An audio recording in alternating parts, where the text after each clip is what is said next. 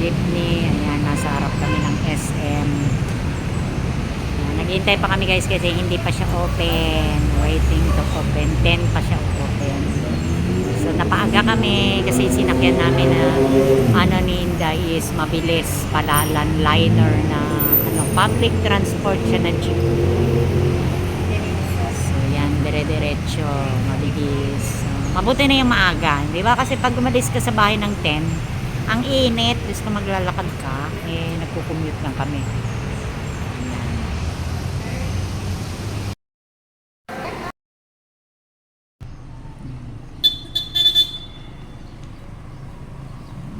Hindi yata tumatakbo yung kanina. Dat ako ng dat. Baka hindi tumatakbo. Hindi ko na-press yun.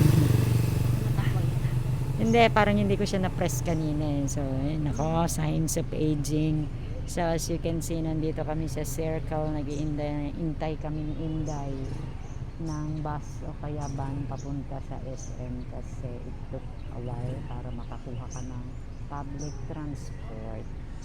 So you need to wait sometimes 30 minutes, ganyan paikot-ikot. So papunta kami ng SM kasi ipapagawa ko yung aking kwintas na nagkabuhol-buhol na hindi ko maibalik. Buti na lang itong isa na ibalik ko.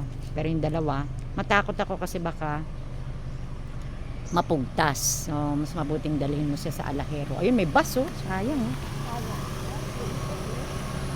Sana umikot dahil. Pero minsan puno na yan. Sayang eh.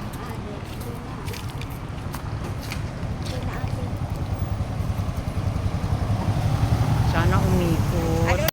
SM na. Ang tinan mo, ang aga pa, ang init na.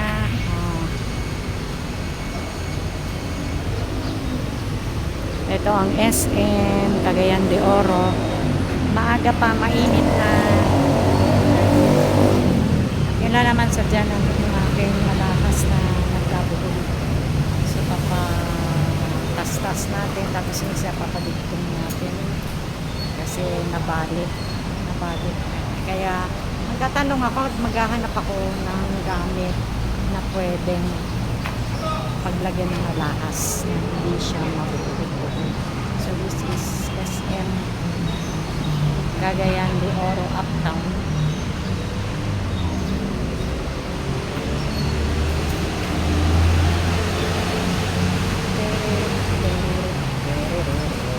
Dito tayo dahil dito kami sa harap. Sit here. Ayan.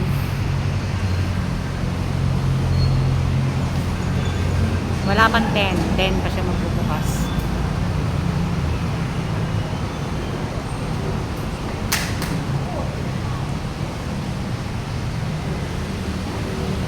Dami na nag-aabang.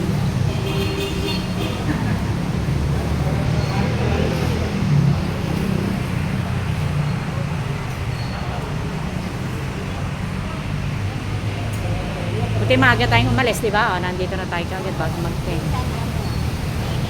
Ang init na nga, oh.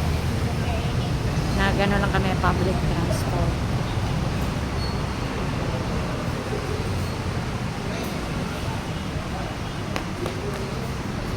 See you later. Maghahanap din ako ng taklob ng ikaw. Ganyan kasi ako pag kami gusto kong gawin, hindi ako mapakali pag hindi ko magagawa. Yung natanggal yung ano ng ikaw. See you later. Hintay kami bumukas. Siya shopping si Inday.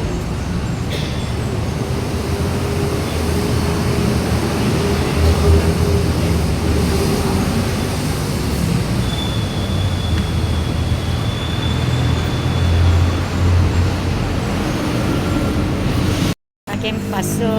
Ayan.